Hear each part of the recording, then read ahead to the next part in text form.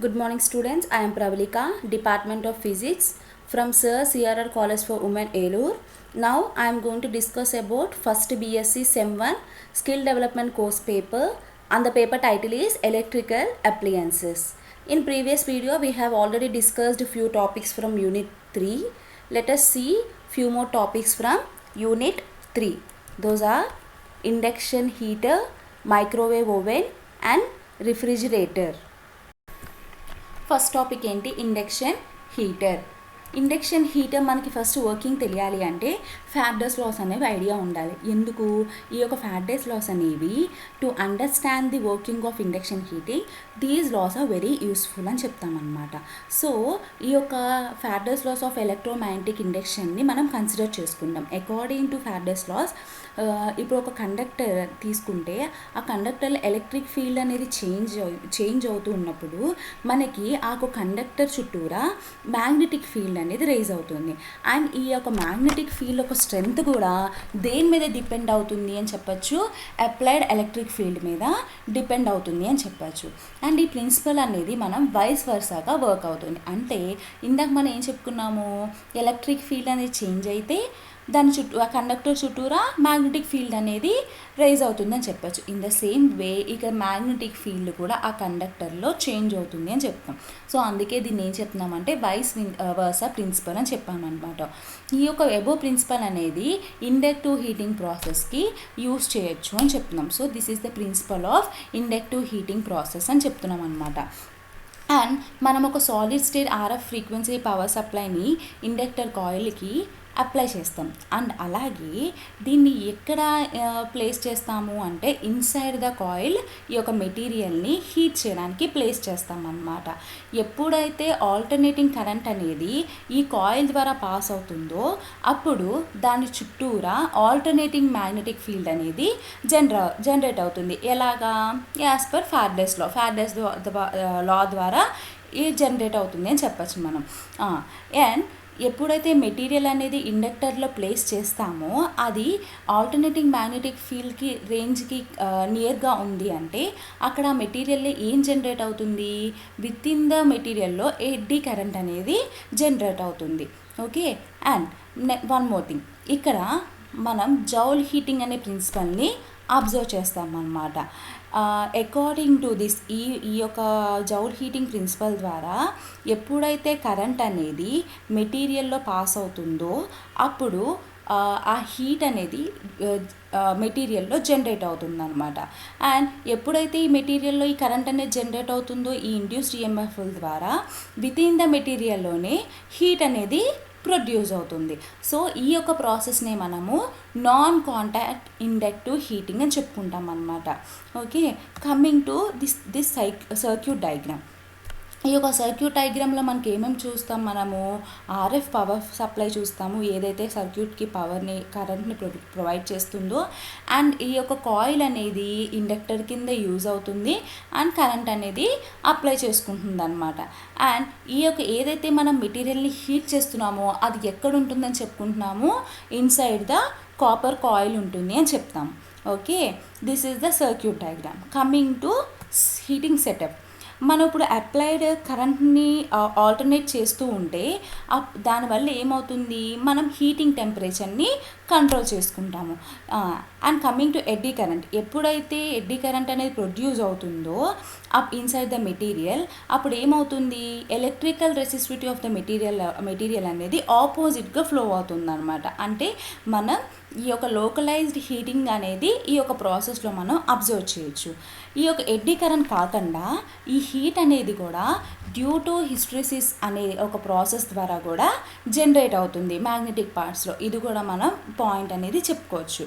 ఈ coming to ఈ యొక్క ఎలక్ట్రికల్ రెసిస్టెన్స్ అనేది ఏం ఆఫర్ అవుతుంది, దేని ద్వారా ఆఫర్ అవుతుంది అంటే మ్యాగ్నెటిక్ మెటీరియల్ ద్వారా ఆఫర్ అవుతుంది అన్నమాట. టువర్డ్స్ దేనికి, మ్యాగ్నెటిక్ ఫీల్డ్కి. ఈ యొక్క మ్యాగ్నెటిక్ ఫీల్డ్ అనేది ఎక్కడ ప్రొడ్యూస్ అవుతుంది, మనకి విత్ ఇన్ ద ఇండక్టర్లో ప్రొడ్యూస్ అవుతుంది. దీనివల్ల ఏమవుతుంది, మనకి ఇంటర్నల్ ఫ్రిక్షన్ అనేది జరుగుతుందన్నమాట. ఇక్కడ ఇంటర్నల్ ఫ్రిక్షన్ అనేది ఏం క్రియేట్ చేస్తుంది, హీట్ని క్రియేట్ చేస్తుంది. ఇప్పుడు ఈ యొక్క ఇండక్షన్ హీటింగ్ ప్రాసెస్ ద్వారా మనకి దీన్ని మనం ఏ ప్రాసెస్ అంటున్నాము, నాన్ కాంటాక్ట్ హీటింగ్ ప్రాసెస్ అని చెప్తున్నాం. అండ్ అలాగే ఈ మెటీరియల్ అనేది హీట్ అయ్యి ఎక్కడ ప్రజెంట్ అవుతుంది, ఫ్రమ్ పవర్ సప్లై ఆర్ లేదు అనుకుంటే ఏదైనా లిక్విడ్లో సబ్మెర్జ్ అవ్వడం కానీ, లేదా ఇలాంటి వాక్యూమ్ ఎన్విరాన్మెంట్ గ్యాసెస్ వల్ల దేంట్లోనూ వీటన్నిటికీ కూడా ఈ ఒక మెటీరియల్ అనేది హీట్ అవుతున్నప్పుడు అవేగా ఉంటుంది అని చెప్తాం. సో అందువల్ల ఈ యొక్క టైప్ ఆఫ్ హీటింగ్ ప్రాసెస్ అనేది ఎలాంటి కంబషన్ గ్యాసెస్ అనేవి యాక్సెప్ట్ చేయవు అని అంటే రిక్వైర్ అవ్వవు అని చెప్పచ్చు అనమాట. Okay, so let us see few more applications. Brazing, hardening, string fitting, heat stacking, pipe coating, pipe heating, soldering, tempering, stress relieving. These are the few applications of induction heater. Next topic ఏంటి, microwave oven. Microwave oven introduction చూద్దాం. ఈ యొక్క microwave oven అనేది kitchen appliance అని చెప్పచ్చు. And ఇది అలాగే heat చేస్తుంది అండ్ అలాగే ఫుడ్ని కుక్ చేస్తుంది అన్నమాట. Next coming to main point, ఈ యొక్క మైక్రోవేవ్ ఓవెన్ అనేది ఎలక్ట్రికల్ ఎనర్జీని in the form of electromagnetic radiation కింద కన్వర్ట్ చేస్తుంది అనమాట. దీన్నే మనము మైక్రోవేవ్స్ అని చెప్తాం. ఈ యొక్క మైక్రోవేవ్స్ అనేవి రేడియో వేవ్స్ అని కూడా చెప్తాం అనమాట. అండ్ విత్ ఫ్రీక్వెన్సీ ఎంత అని చెప్పచ్చు, 2500 మెగా హెడ్జెస్ అని చెప్పుకోవచ్చు. ఈ యొక్క radio waves with this frequency, దీనికి ఒక ఇంపార్టెంట్ ప్రాపర్టీ ఉందన్నమాట. ఏంటి అంటే ఈ యొక్క ఫుడ్ పార్టికల్స్లో ఉన్న వాటర్ని, ఫ్యాట్స్ని అండ్ అలాగే షుగర్స్ని అబ్జర్వ్ చేసుకుంటుంది ఈ యొక్క మైక్రోవేవ్ రేడియేషన్. దీని ద్వారా ఏవైతే యాటమ్స్ కానీ మాలిక్యూల్స్ కానీ ఏవైతే ఉన్నాయో ఇవన్నీ ఒక రేడియేషన్ ద్వారా ఎనర్జీని తీసుకుని సిగ్నిఫికెంట్గా మూవ్ అవుతాయి అన్నమాట. అండ్ అలాగే కొలైడ్ అవుతాయి. సో ఈ యొక్క కొలైడ్ అవడం వల్ల ఏం ప్రొడ్యూస్ అవుతుంది, హీట్ అనేది ప్రొడ్యూస్ అవుతుంది. ఈ యొక్క హీట్ అనేది ప్రొడ్యూస్ అవడం వల్ల ఈ యొక్క మైక్రోవేవ్ ఓవెన్లో కుక్ చేయడం కానీ హీట్ చేయడం కానీ జరుగుతుంది అన్నమాట.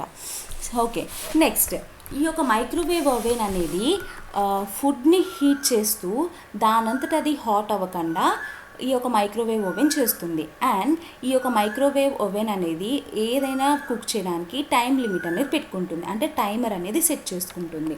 ఎప్పుడైతే ఈ టైం అనేది ఎండ్ అవుతుందో దానంతట అదే ఓవెన్ అనేది స్విచ్ ఆఫ్ అయిపోతుంది అనమాట. So this is the small introduction of this microwave oven. Coming to this basic design of microwave oven. Basic design of microwave oven అనేది చాలా సింపుల్గా ఉంటుంది. అండ్ ఈ యొక్క మైక్రోవేవ్ ఓవెన్ ఏమేమి కన్సిస్ట్ చేస్తుందంటే transformer, magnetron, stirrer, waveguide and అలాగే external casing దేని దగ్గర కంట్రోల్ ప్యానెల్ అనేది లొకేట్ అయి ఉంటుంది. అండ్ ఈ యొక్క ఓవెన్ క్యావిటీ అనేది నార్మల్గా బోల్ట్ అయి ఉంటుంది అనమాట. And coming to most important panel, front panel. ఈ యొక్క ఫ్రంట్ ప్యానెల్ అనేది this is the front panel. ఈ యొక్క ఫ్రంట్ ప్యానెల్ అనేది మన ఒక మిషన్ని కంట్రోల్ చేయడానికి యూజర్కి యూజ్ అవుతూ ఉంటుంది అనమాట. ఈ యొక్క front panel of this oven body. This is the basic design of microwave oven. Coming to working, మనం ఆల్రెడీ ఇంట్రడక్షన్లో మాట్లాడుకున్నాం. ఏంటి, మైక్రోవేవ్ ఓవెన్ అనేది మైక్రోవేవ్స్ని యూజ్ చేస్తుంది ఫుడ్ని హీట్ చేయడానికి. అండ్ అలాగే మైక్రోవేవ్స్ ఆర్ రేడియో వేవ్స్ అని. And in case of microwave ఓవెన్స్లో కామన్గా యూజ్ చేసే ఏంటి వేవ్స్, రేడియో వేవ్స్ ఫ్రీక్వెన్సీ. ఈ యొక్క ఫ్రీక్వెన్సీ అనేది రఫ్గా ఎంత ఉంటుందని చెప్పుకున్నాము, 2500 మెగా హెర్ట్జ్ కానీ 2.5 గిగా హెర్ట్జ్ కానీ అని చెప్పుకున్నాం. Coming to radio waves frequency range. ఈ యొక్క ఫ్రీక్వెన్సీ రేంజ్లో మనం ఏం చెప్పాం, మెయిన్ పాయింట్ ఒక ఇంట్రెస్టింగ్ ప్రాపర్టీ ఉందని చెప్పుకున్నాం. ఏంటి ఆ ప్రాపర్టీ, వాటర్ ఫ్యాట్స్ని షుగర్స్ని అబ్జర్వ్ చేసుకుంటుంది అని చెప్పుకున్నాం. సో ఎప్పుడైతే ఈ అబ్జర్వ్ చేసుకుంటుందో అప్పుడు ఏమవుతుంది, డైరెక్ట్గా అటామిక్ మోషన్ని కన్వర్ట్ చేసుకుంటుంది అనమాట. ఇలా ఈ యొక్క మోషన్ని మళ్ళీ హీట్ కింద మనకి కన్వర్ట్ చేస్తుంది. ఇది జరుగుతున్న ప్రాసెస్ ఎప్పుడైతే అబ్జర్వ్ చేసుకుంటుందో. అండ్ ఏదైతే ఈ యొక్క ఫ్రీక్వెన్సీ రేంజ్కి ఇంట్రెస్టింగ్ ప్రాపర్టీ ఎలా ఉందో అనదర్ ఇంట్రెస్టింగ్ ప్రాపర్టీ కూడా ఉంది. అంటే ఏంటి, ఈ ఫస్ట్ ఇంట్రెస్టింగ్ ప్రాపర్టీ ఏంటి, వాటర్ని ఫ్యాట్స్ని షుగర్స్ని అబ్జర్వ్ చేసుకుంటుంది. వెరస్ కమింగ్ టు సెకండ్ పాయింట్ ఏంటి అంటే ప్లాస్టిక్స్ని, గ్లాస్ని, సెరమిక్స్ని ఇలాంటివేమీ ఈ యొక్క ఫ్రీక్వెన్సీ రేంజ్ అబ్జర్వ్ చేసుకోరు. So these are the two main interesting properties of these radio waves or microwaves అన్నమాట. నెక్స్ట్ సి ఎప్పుడైతే ఈ మైక్రోవేవ్ అనేది నాన్ అయనైజింగ్ మైక్రోవేవ్ ద్వారా వర్క్ అవుతుందో యూజువల్లీ ఎంత ఫ్రీక్వెన్సీతో వర్క్ అవుతుంది అంటే 2.45 గిగాహెర్ట్జ్తో ఫ్రీక్వెన్సీతో యూజువల్గా వర్క్ అవుతుందన్నమాట. ఇది ఏదైతే ఈ యొక్క ఫుడ్ లేకపోతే వాటర్ ఆర్ ఫ్యాట్ అదర్ సబ్స్టెన్స్లో ఈ యొక్క ఎనర్జీ అనేది అబ్జర్వ్ చేసుకుంటుంది. దేని ద్వారా అబ్జర్వ్ చేసుకుంటుందని చెప్పుకున్నాం మనము, మైక్రోవేవ్స్ ద్వారా అబ్జర్వ్ చేసుకుంటుంది. సో ఈ యొక్క ప్రాసెస్ని మనము డైఎలక్ట్రిక్ హీటింగ్ అని చెప్తామన్నమాట. ఏం చెప్తామమ్మా, ఎప్పుడైతే నాన్ అయనైజింగ్ మైక్రోవేవ్ రేడియేషన్ ద్వారా వర్క్ అవుతుందో యూజువల్ అయితే ఫ్రీక్వెన్సీ 2.45 ఈ యొక్క ఫుడ్లో ఉన్న వాటర్ని, ఫ్యాట్ని, ఫుడ్ని లేదా అదర్ సబ్స్టెన్సెస్ ఏదైనా కూడా అబ్జర్వ్ చేసుకుంటుంది. దేని ద్వారా అబ్జర్వ్ చేసుకుందని చెప్పాము, మైక్రోవేవ్స్ ఆర్ఎల్స్ రేడియో వేవ్స్ అని చెప్పుకున్నాం. సో ఈ కంప్లీట్ ప్రాసెస్ని ఏం చెప్తున్నాడు, డైఎలక్ట్రిక్ హీటింగ్ అని చెప్తున్నాడు అనమాట. నెక్స్ట్ ఇప్పుడు ఏ మాలిక్యూల్స్ తీసుకున్నా కూడా మనకి ఎలక్ట్రిక్ డైపోల్స్ అని చెప్తాం. అంటే ఏంటి, ఒక ఎండ్ వచ్చేటప్పటికి పాజిటివ్ ఛార్జ్ ఉంటుంది, అదర్ ఎండ్ వచ్చేటప్పటికి నెగిటివ్ ఛార్జ్ వస్తుంది. సో దేర్ ఫోర్ ఏమవుతుంది, వాటంతటా అవి అలైన్ అవ్వడానికి ట్రై చేసి రొటేట్ అవుతూ ఉంటాయన్నమాట. సో ఈ యొక్క రొటేషన్ అనేది ఏం చేస్తుంది, ఫైనల్గా మోషన్ కింద పుట్టాయి వారికి హీట్ అనేది క్రియేట్ చేస్తుంది అన్నమాట. సో నెక్స్ట్ పాయింట్ ఏంటి అంటే, ఈ యొక్క మైక్రోవేవ్ అనేది ఎలక్ట్రోమాగ్నెటిక్ వేవ్స్ని జనరేట్ చేస్తుంది. ఎందుకు, దేంట్లో అయితే వాటర్ ఉన్నాయో అవి మూవ్ చేయడానికి అనమాట. సో ఈ మైక్రోవేవ్ ఓవెన్ అనేది ఎలక్ట్రోమాగ్నెటిక్ వేవ్స్ని కూడా జనరేట్ చేస్తుంది. ఫైనల్గా ఈ మైక్రోవేవ్ ఓవెన్ అనేది మాలిక్యూల్స్ని వైబ్రేట్ అవ్వడానికి చేసి ఈ వైబ్రేషన్ అనేది ఫ్రిక్షన్ కింద క్రియేట్ అయ్యి ఈ ఫ్రిక్షన్ అనేది హీట్ని ప్రొడ్యూస్ చేసి ఫుడ్ని కుక్ చేయడానికి తయారు చేస్తుందన్నమాట. So this is the working of microwave. Coming to advantages. ఈ అడ్వాంటేజెస్ ఏంటి, it saves the times and energy and it is safer than general fuel stoves. Next coming to third point, reduces the consumption of oil and taste of the food remains constant. And main advantage is it properly used and microwave cooking doesn't affect the nutrient content of the foods. These are the few advantages of microwave oven. And let us see the disadvantages. The disadvantages of microwave oven is constraint with metal container, heat force control is difficult, and water evaporation. Closed container is dangerous because it could be burns.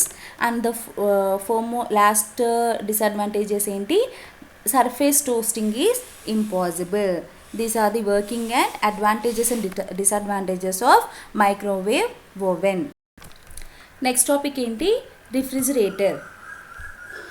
మన way of లైఫ్ని change చేసిన one of the invention ఏంటి అంటే refrigerator అని చెప్పుకోవచ్చు అనమాట. అంటే మనం ఫుడ్ని ప్రిజర్వ్ చేసుకునే వేలో మనందరికీ పాసిబుల్ చేసింది అని కూడా చెప్పచ్చు.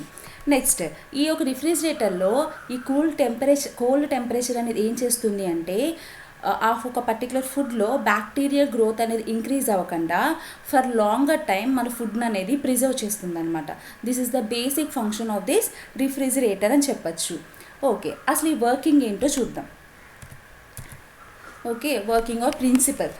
మన ఒక రిఫ్రిజిరేటర్ ప్రిన్సిపల్ అనేది చాలా సింపుల్ అని చెప్పచ్చు. నెక్స్ట్ పాయింట్ ఏంటి అంటే, మనం ఎప్పుడైతే కంప్రెస్ చేస్తామో లెస్ వాల్యూమ్కి దీనివల్ల ఏమవుతుంది అంటే గ్యాసెస్ అనేవి హాటర్గా తయారవుతాయి అన్నమాట. ఎందువల్ల, మనం ఈ యొక్క మాలిక్యూల్స్ని పుష్ చేస్తూ ఉంటాం కాబట్టి వర్క్ చేయమని ఈ యొక్క గ్యాసెస్ అనేవి హాట్ అయిపోతూ ఉంటాయి. అండ్ అలాగే మనం ఎప్పుడైతే ఈ గ్యాస్ని ఎక్స్పాండ్ చేస్తామో ఈ సడన్గా ఏమైపోతాయి అంటే మోర్ వాల్యూమ్ని ఆక్యుపై చేసుకుంటాయి అన్నమాట. సో ఈ యొక్క హీట్ ఎనర్జీ అనేది మాలిక్యూల్స్ అనేవి ఎలా కంటైన్ అవుతాయి, బిగ్గర్ వాల్యూమ్ ఆఫ్ స్పేస్లో డివైడ్ అయిపోతూ ఉంటాయి అన్నమాట. సో ఇలా డివైడ్ అవ్వడం వల్ల టెంపరేచర్ అనేది ఏమవుతుంది, తగ్గిపోతూ ఉంటుంది. అంటే దీనివల్ల ఏమవుతుంది, ఆ ఒక పర్టికులర్ ఫ్రిడ్జ్ అనేది మొత్తం కూడా కూల్ అయిపోతుంది అనమాట. ఇది ఒక ప్రిన్సిపల్. ఓకే, ఏం చెప్పుకున్నాం మనము, ఎప్పుడైతే మనం కంప్రెస్ చేస్తామో అప్పుడు ఏమవుతుంది, గ్యాసెస్ అనేవి హాట్ అయిపోతున్నాయి. ఎందుకు హాట్ అయిపోతున్నాయి అని చెప్పుకున్నాము, మనం ఈ యొక్క మాలిక్యూల్స్ని పుష్ చేస్తూ ఉంటాం కాబట్టి అవి హాట్ అయిపోతాయి అని చెప్పాం. దీనివల్ల ఏమవుతుంది, ఈ యొక్క గ్యాస్ అనేది ఎక్స్పాండ్ అయిపోయి మోర్ వాల్యూమ్ అనేది ఆక్యుపై చేసేసుకుంటుంది. సో ఇవేంటంటే ఇలా ఆక్యుపై చేయడం వల్ల ఏమవుతుంది, డివైడ్ అయిపోతున్నాయి అనమాట. వాల్యూమ్ అనేది డివైడ్ చేసేసుకుంటుంది. ఈ యొక్క గ్యాస్ అనేది తగ్గిపోతుంది. ఇలా ఒక టెంపరేచర్ అనేది తగ్గిపోవడం వల్ల ఏమవుతుంది, కూల్ అయిపోతుంది అనమాట. So this is the principle of refrigerator అని చెప్పుకున్నాము. ఇంకో ప్రిన్సిపల్ కూడా ఉంది. ఏంటిది, ఇక్కడ మనం 2 డిఫరెంట్ టెంపరేచర్స్ చూస్తాం. ఒకటి హాటర్ చూస్తాం, ఒకటి కూల్ చూస్తాం. సో ఏమవుతుంది, ఈ హాటర్ సర్ఫేస్ అనేది కూల్ అయిపోతుంది, ఈ కూలర్ సర్ఫేస్ అనేది వార్మప్ అయిపోతూ ఉంటుంది అని చెప్పుకుంటున్నాం. దీన్నే మనం ఏమని చెప్తాము, లా ఆఫ్ ఫిజిక్స్ అంటే ఏంటని చెప్తాం, సెకండ్ లా ఆఫ్ థర్మోడైనమిక్స్ అని చెప్పుకుంటాం అనమాట. ఓకే, నెక్స్ట్ దీంట్లో ఒక స్పెషల్ గ్యాస్ కూడా ఉంది. దాన్నే మనం రిఫ్రిగ్రెంట్ అంటున్నాం. ఇదే మనం ఎక్కడ యూజ్ చేసుకుంటాము అంటే కంప్రెషన్ సైకిల్లో యూజ్ చేసుకుంటాం అన్నమాట. దీన్నే మనం సిఎఫ్సి అంటాం, అంటే క్లోరోఫ్లోరోకార్బన్ అని చెప్పుకుంటాం. బట్ ఈ యొక్క ఎన్విరాన్మెంటల్ కన్సర్న్స్ వల్ల ఈ యొక్క డిప్రెషన్ ఆఫ్ ఓజోన్ లేయర్ అనేది ఏ గ్యాస్ యూజ్ చేస్తుందంటే నవేడేస్ హెచ్ఎఫ్సి 134A అంటాం. దాన్నే మనం ఏమంటామంటే టెట్రాఫ్లోరో ఈథేన్ అంటున్నాం అనమాట.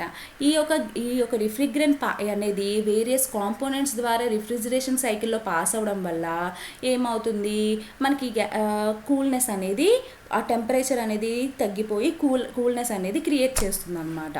Okay, this is the special gas అని చెప్పుకుంటాం రిఫ్రిజిరేటర్లో. ఓకే, దీంట్లో మనకి 5 స్టెప్స్ ఉన్నాయి. చూద్దాం 5 స్టెప్స్ ఏంటో. కంప్రెషన్ అని చెప్పుకున్నాం కదా, హీట్ రిజెక్షన్, అలాగే థర్మల్ ఎక్స్పాన్షన్ వాల్వ్, మనకి ఇక్కడ ఎవాపరేట్ అయిపోయి రిమూవ్డ్ హీట్ అని చెప్పుకున్నాం కదా.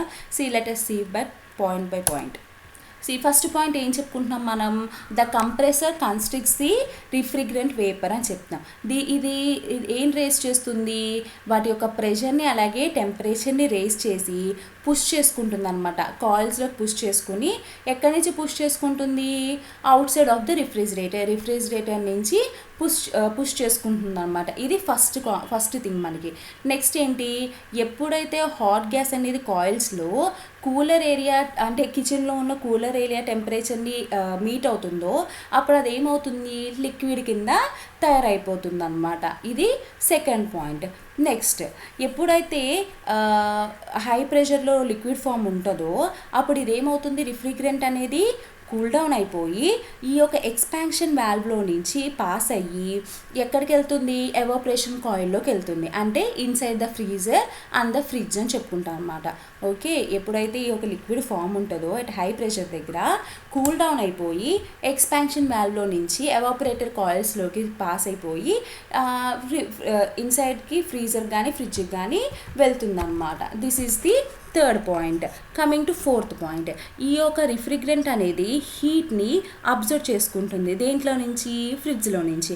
ఎప్పుడైతే ఇది అనేది త్రూ ఎవాపరేటర్ కాయిల్స్ నుంచి ఫ్లో అవుతుందో అప్పుడు ఈ యొక్క ఇన్సైడ్ ఫ్రిడ్జ్ అనేది ఏమవుతుంది, కూలింగ్ డౌన్ ది ఎయిర్, ఏమవుతుంది, ఈ ఎయిర్ని కూల్ చేస్తూ ఉంటుంది అనమాట. So this is the fourth point. Coming to fifth point ఏమవుతుంది మరి అప్పుడు, ఎప్పుడైతే ఈ రిఫ్రిగ్రెంట్ గ్యాస్ని ఎవాపరేట్ చేసుకుంటుంది ఈ యొక్క రేజ్ టెంపరేచర్ ద్వారా, మళ్ళీ ఇది కంప్రెసర్లోకి బ్యాక్ వెళ్తుంది అనమాట. సో మళ్ళీ ఏమవుతుంది, మళ్ళీ ఆ సైకిల్ అనేది స్టార్ట్ అవుతూ ఉంటుంది అనమాట. దీస్ ఆర్ ద 5 థింగ్స్ ఏదంటే రిఫ్రిజిరేటర్ వర్కింగ్ అనేది జరుగుతూ ఉంటుంది. ఫస్ట్ దీంట్లో ఉన్న మెయిన్ కాంపోనెంట్ ఏంటి, కంప్రెసర్ అని చెప్పుకోవచ్చు అనమాట. ఓకే, ఈ యొక్క ఏదైతే మనం కొంచెం సౌండ్ వింటామో ఆ సౌండింగ్ ఏంటి అంటే కంప్రెసర్ వర్కింగ్ అనమాట. ఫ్రిడ్జ్ యొక్క కంప్రెసర్ వర్కింగ్ అని చెప్తాం మనం. అండ్ దీంట్లో మనం థర్మోస్టాట్ యూస్ చేస్తాం. ఎందుకు యూస్ చేస్తాము అంటే టెంపరేచర్ని కంట్రోల్ చేయడానికి యూస్ చేస్తాం అనమాట. ఏ రకంగా, కంప్రెసర్ని స్విచ్ ఆన్ అండ్ ఆఫ్ చేయడానికి ఈ యొక్క థర్మోస్టాట్ అనేది మనం యూస్ చేస్తాం. This is the principle and working of refrigerator. In this video we have discussed the working of induction heater. Next coming to microwave oven and refrigerator. I hope I am clear with this video. Thank you students.